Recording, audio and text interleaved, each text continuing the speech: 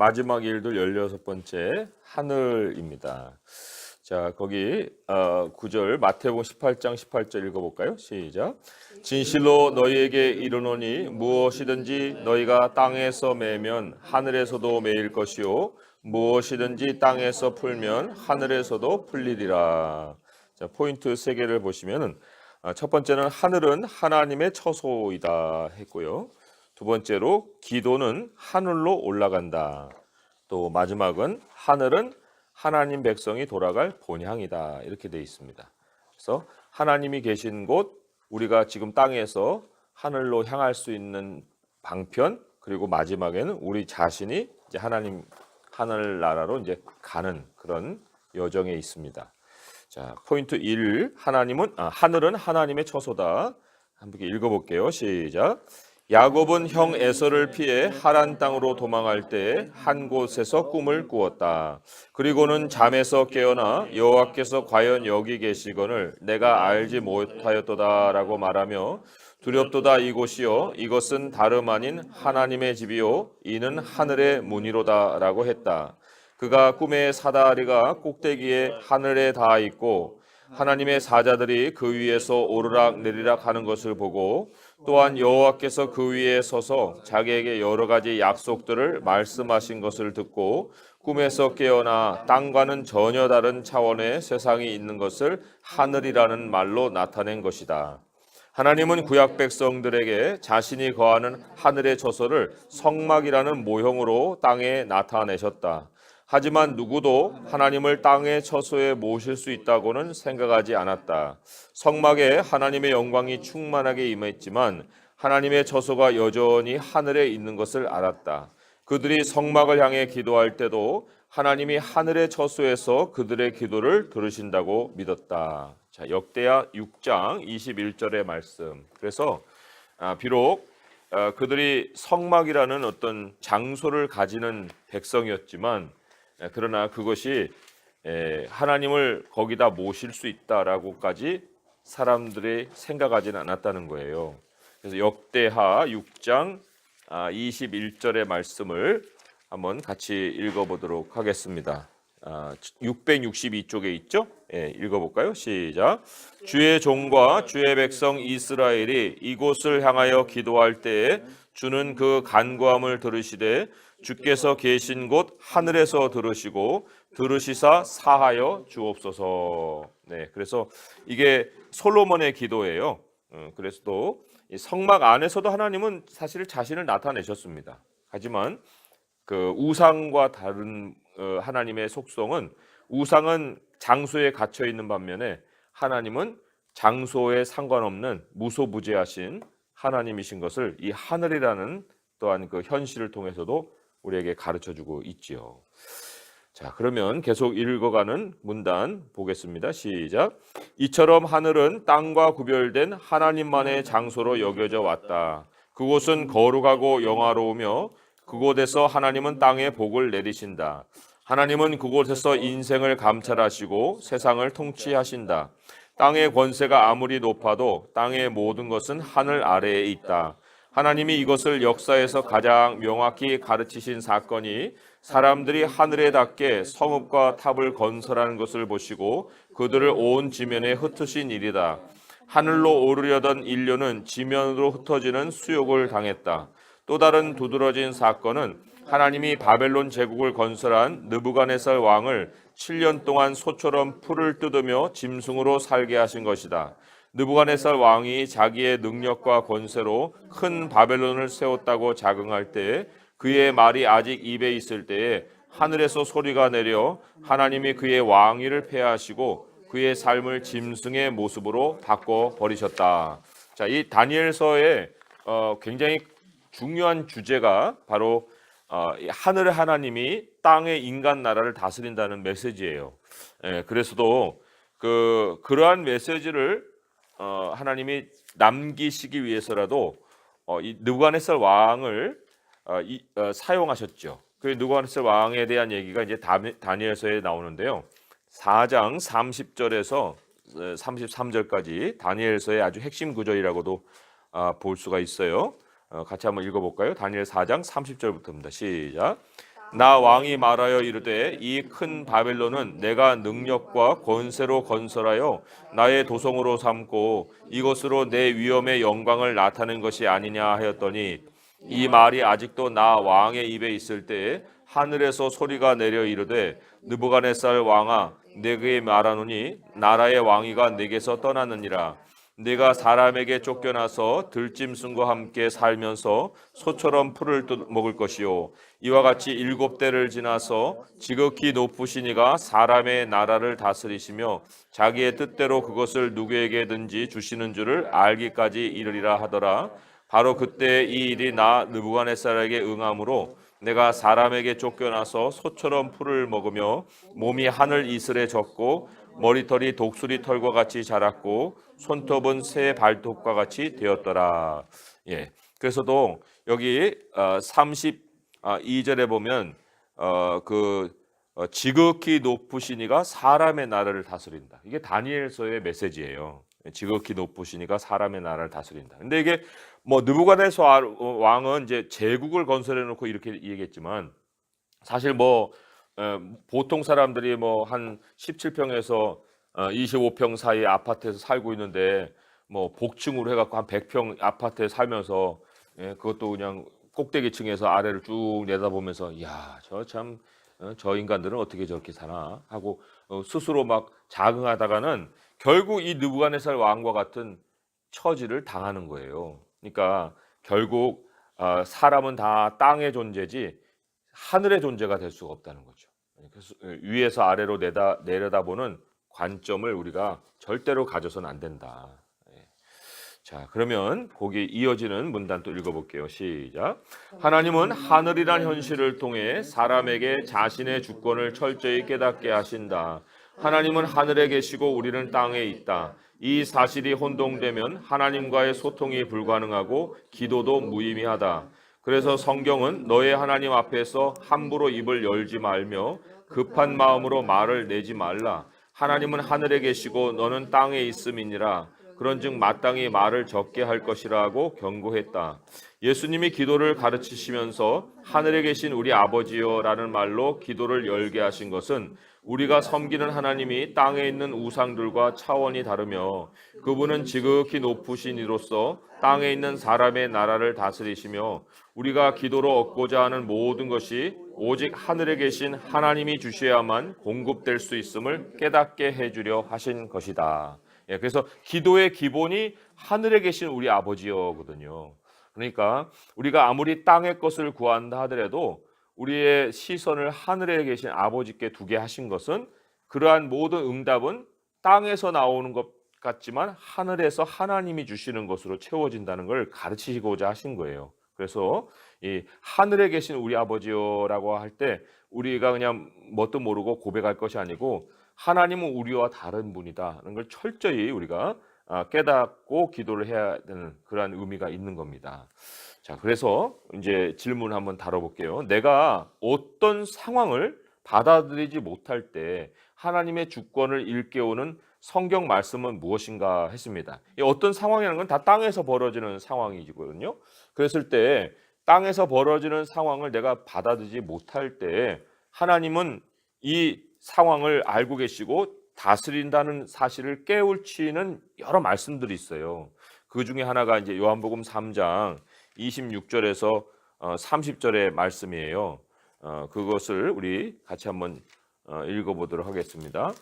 요한복음 3장 26절에서 30절이죠. 읽어볼까요? 시작. 그들이 요한에게 가서 이르되 랍비여 선생님과 함께 요단강 저편에 있던 이 곧 선생님이 증언하시던 이가 세례를 베풀매 사람이 다 그에게로 가더이다. 요한이 대답하여 이르되 만일 하늘에서 주신 바 아니면 사람이 아무것도 받을 수 없느니라. 내가 말한 바 나는 그리스도가 아니요 그의 앞에 보내심을 받은 자라고 한 것을 증언할 자는 너희니라. 신부를 취하는 자는 신랑이나 서서 신랑의 음성을 듣는 친구가 크게 기뻐하나니 나는 이러한 기쁨으로 충만하였노라. 그는 흥하여야 하겠고 나는 쇠하여야 하리라 하니라. 여기 요한이 하늘이란 단어를 사용했어요. 27절에 보면은 만일 하늘에서 주신 바 아니면 사람이 아무것도 받을 수 없느니라. 이게 뭐냐면요. 우리에게 벌어지는 어떤 상황도 하나님의 차원에서 이미 허락이 됐다는 거예요. 그 허락이 된 상황이 우리에게 주어지는 거기 때문에 비록 우리가 이해할 수 없는 일들이 벌어진다 하더라도 그것을 통해서 하나님은 하나님의 주권을 일깨워 주신다는 겁니다. 그래서 이 하늘의 개념을 늘 머릿속에 두고, 물론 이제 믿지 않는 사람들도 하늘의 개념이 있긴 하지만 그러나 우리가 생각하는 하늘과 또 다를 수 있어요. 근데 우리가 생각하는 하늘은 땅의 차원은 땅의 차원으로 끝나는 게 아니다. 하나님이 반드시 그것을 통제하시는 하늘의 영역에 계신다 하는 것을 늘 생각을 해야 됩니다. 정말 이 말씀은 저에게도 큰 힘이 되고요. 또 우리 성도님들에게 힘이 될 거라고 믿는데, 하늘에서 주신 바 아니면 사람이 아무것도 받을 수 없다는 거, 이거를 꼭 기억할 수 있길 바랍니다. 자, 그러면 이제 이 하늘의 영역에 대해서 우리가 접근할 수 없는 것 같은 생각을 가질 수 있는데, 두 번째 포인트는 기도는 하늘로 올라간다 그런 거예요. 한번 읽어볼게요. 시작. 그렇다면 하늘은 하나님의 절대 주권 영역이어서 땅에 있는 우리에게는 하늘의 길이 영원히 막혀 있는가? 이 질문에 대해서는 세 번째 포인트에서 다루겠지만, 결론부터 말하면 그리스도 안에 있는 하나님의 백성은 이미 하늘의 현실 안에서 살고 있다는 것이다. 이는 유일하게 하늘을 열고 들어가신 분이 그리스도이신데, 하나님의 백성인 우리는 지금 그 그리스도 안에 있기 때문이다. 물론 이것은 영적 현실이다. 그리스도는 몸으로 하늘에 계시고 우리가 그리스도 안에 있는 것은 그리스도의 영이신 성령님 안에 거하는 것이다. 하지만 성경은 장래에 예수 그리스도가 강림하시면 우리가 그의 몸의 형체와 같이 변화하여 하늘 시민으로서 그리스도와 함께 살아가게 될 것을 알려주고 있다. 네.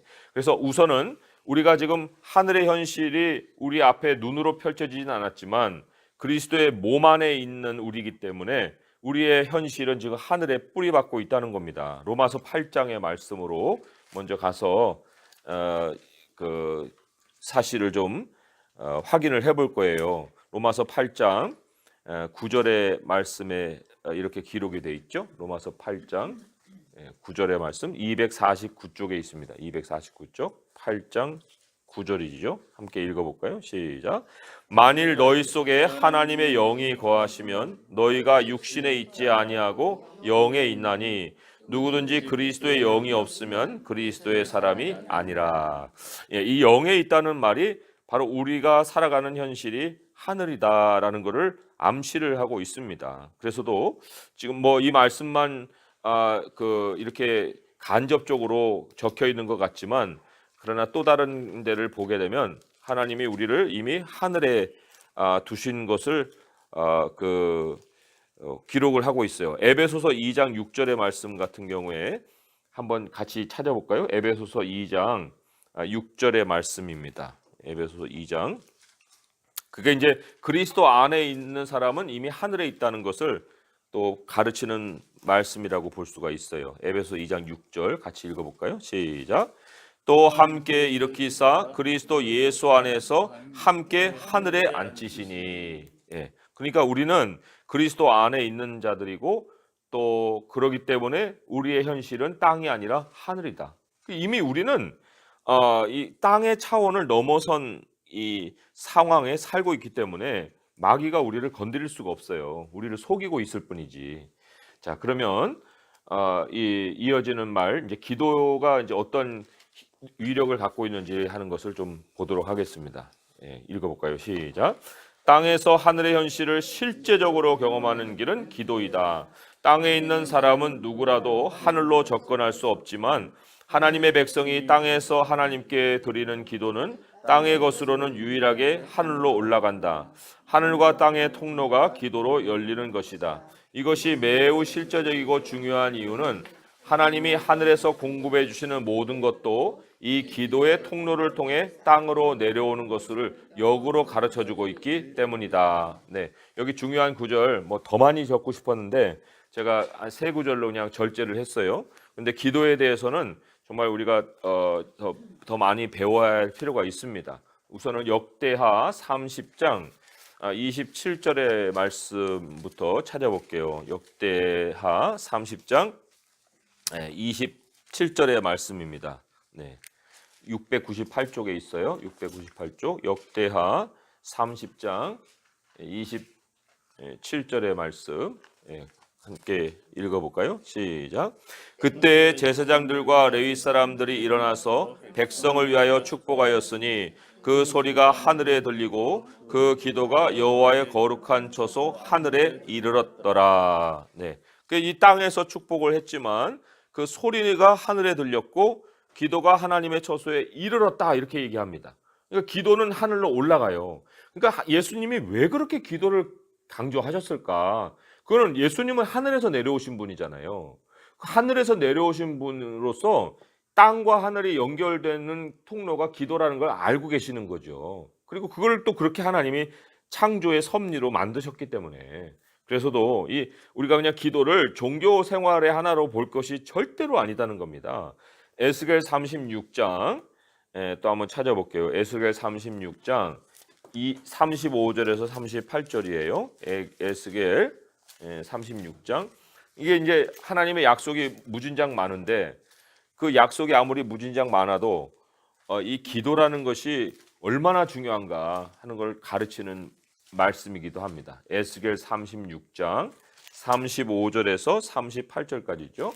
네, 같이 읽어볼까요? 시작.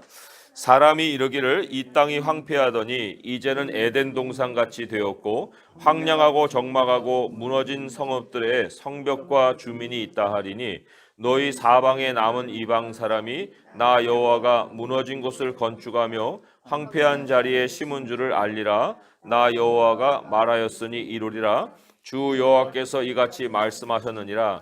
그래도 이스라엘 족속이 이같이 자기들에게 이루어 주기를 내게 구하여야 할지라. 내가 그들의 수요를 양떼같이 많아지게 하되 제사 드릴 양떼 곧 예루살렘이 정한 절기의 양무리 같이 황폐한 성읍을 사람의 때로 채우리라. 그리한즉 그들이 나를 여호와인 줄 알리라 하셨느니라.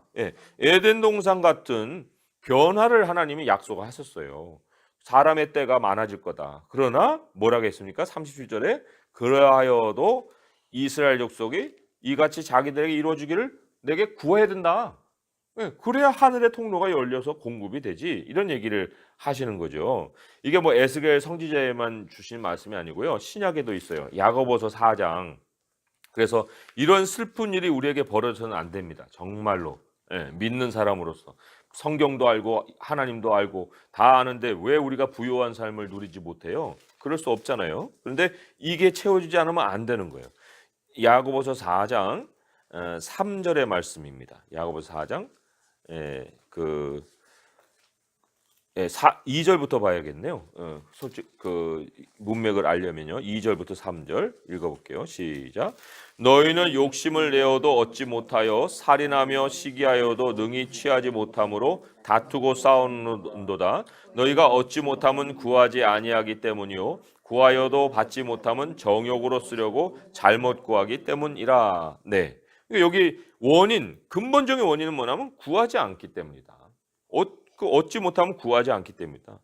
물론 구하여도 하지 못하면 정욕 때문이라 하지만 어쨌든 정욕은 둘째 문제고 일단은 구해야 된다 하는 것을 얘기를 하고 있어요. 그래서 하늘의 세상을 열어주신 주님인데 그걸 기도하지 않아서 땅에서만 삶이 뱅뱅뱅뱅 돌 수는 없겠죠. 그죠? 자, 그러면 또 이어지는 말씀 읽어보겠습니다. 시작. 특별히 두세 사람이 예수님의 이름으로 합심하여 기도하는 것은 어떤 기도보다 하늘에 계신 하나님의 뜻을 이루는 비결이다. 왜냐하면 하늘에서는 이미 하나님의 뜻이 다 이루어져 있고 이제 남은 것은 그 뜻이 땅에서 이루어지는 것인데 두 사람 또는 두세 사람의 기도가 하늘에서 이룬 뜻과 땅에서 이루어질 뜻을 연결시키는 매개체가 되기 때문이다. 주기도문에 그랬잖아요. 뜻이 하늘에서 이룬 것 같이. 거기 과거형이에요. 완료형. 뜻이 하늘에서 이룬 것 같이 땅에서도 이루어지이다. 근데 그 땅에서 이루어지다라고 하는 그 실제 방법을 마태복음은 이렇게 얘기하고 있다는 거예요. 마태복음 18장 19절에서 20절의 말씀이죠. 마태복음 18장 19절에서 20절의 말씀. 같이 읽어볼게요. 시작. 진실로 다시 너희에게 이르노니 우리 중에 두 사람이 땅에서 합심하여 무엇이든지 구하면 하늘에 계신 내 아버지께서 그들을 위하여 이루게 하시리라. 두세 사람이 내 이름으로 모인 곳에는 나도 그들 중에 있느니라. 네, 여기에 그들을 위하여 이루게 하시리라. 뭘 이루어요? 이루어진 뜻, 하늘에서 이룬 뜻이 땅에서 이루어지게 한다는 겁니다. 그래서도 주기도문의 모든 그 사용되는 뭡니까? 그 주어는 우리예요, 우리. 그잖아요? 우리에게 양식을 주옵시고 우리가 우리에게 죄진 자를 사해 준 것 같이 우리에게 사해 준 나라는 그 명사를 안 사용하죠. 그러면 왜 우리를 사용하느냐? 바로 여기 있어요. 마태복음 18절 19절에 하나님이 뜻을 이루실 때에는 교회를 통해서 정말 분명한 뜻을 이루신다는 겁니다. 그래서 우리가 개인의 기도가 서로의 입 속에서 나온다는 게 얼마나 중요한지 몰라요. 우리가 이렇게 기도 제목을 나누는 것을 정말 소중한 시간으로 우리는 여길 수가 있어야겠죠.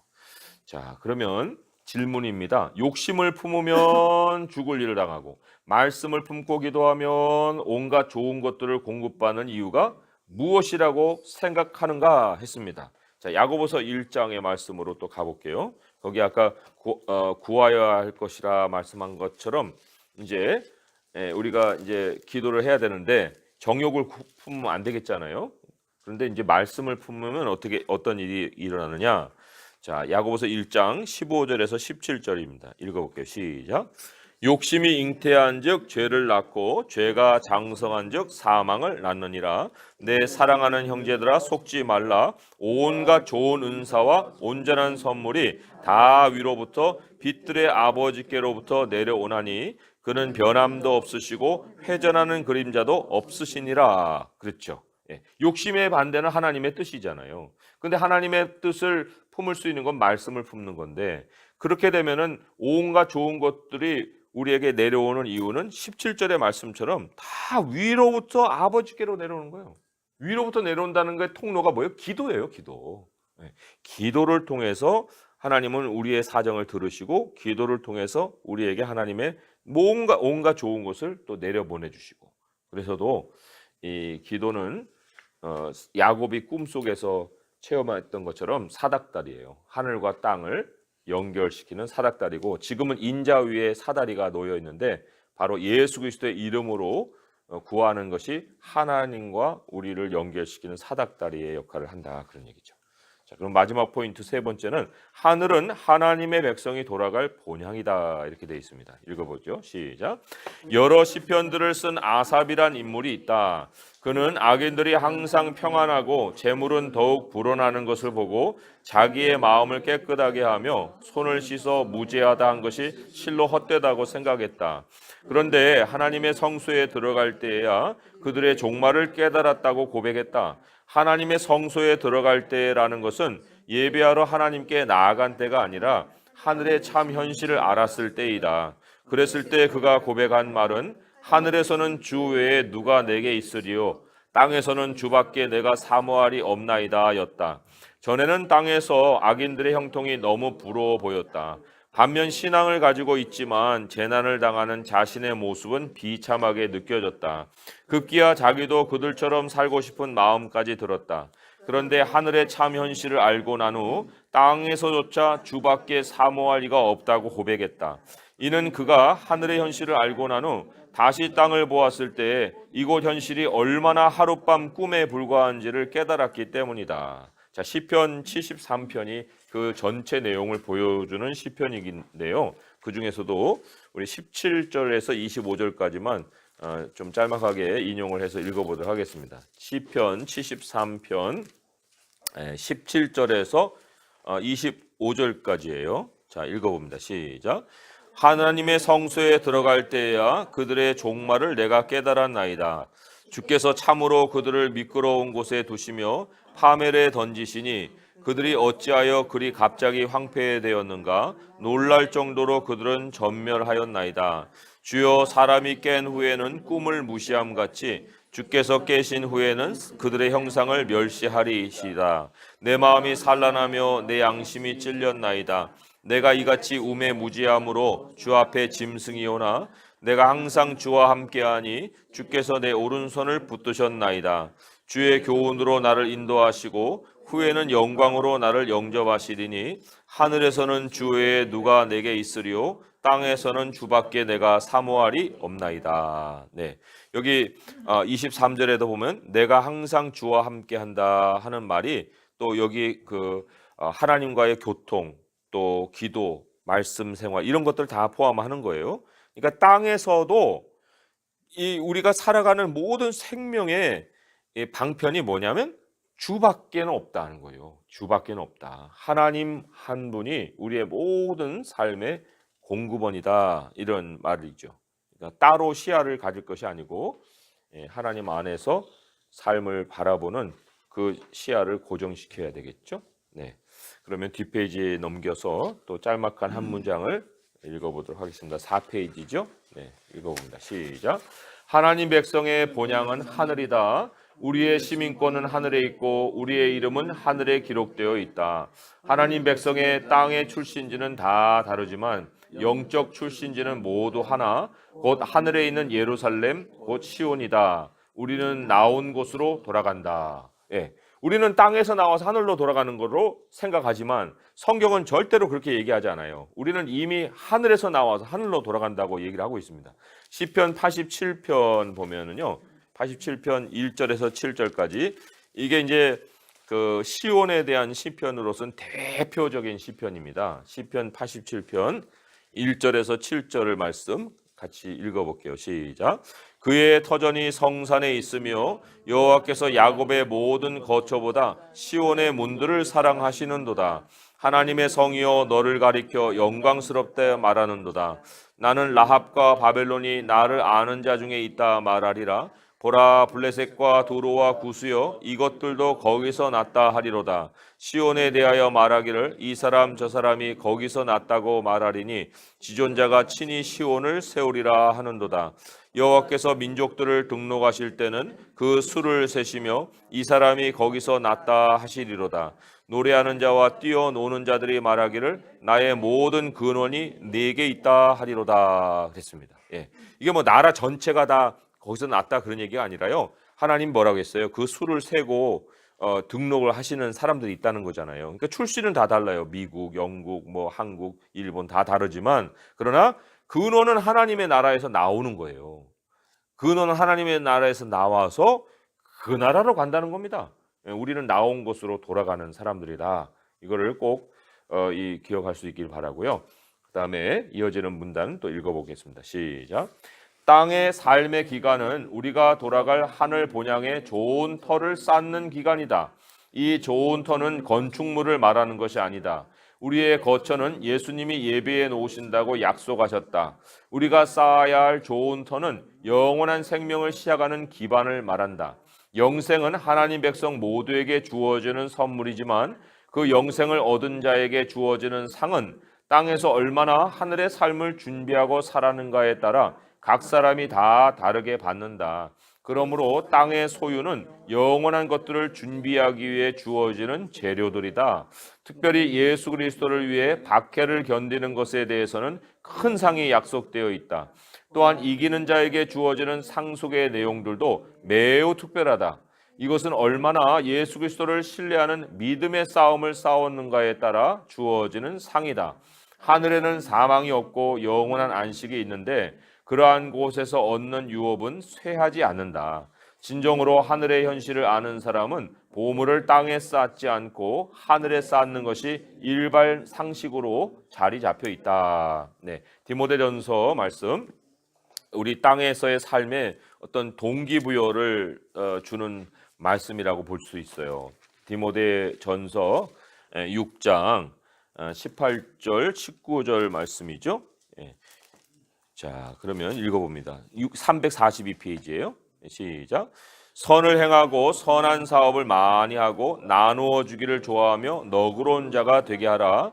이것이 장래에 자기를 위하여 좋은 터를 쌓아 참된 생명을 취하는 것이니라.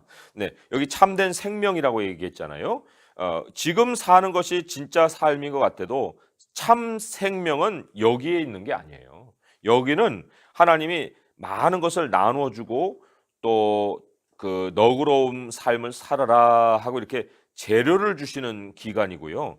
그것을 왜 주셨느냐? 자기를 위한 터. 여기 자기를 위한 터 이렇게 나오잖아요. 우리는 모든 걸 주님을 위한 터라고 생각하겠지만 하나님이 우리에게 주고자 하는 상급을 위해서라도 자기를 위한 터를 쌓는 기간을 허락하십니다. 그 터가 바로 이 우리가 이제 받는 어떤 상을 얘기하는 겁니다. 그래서 여기에서 하나님이 어떠한 행위로 살았든지 간에 다 기억하시고 기록하시고 상으로 주신다는 거예요.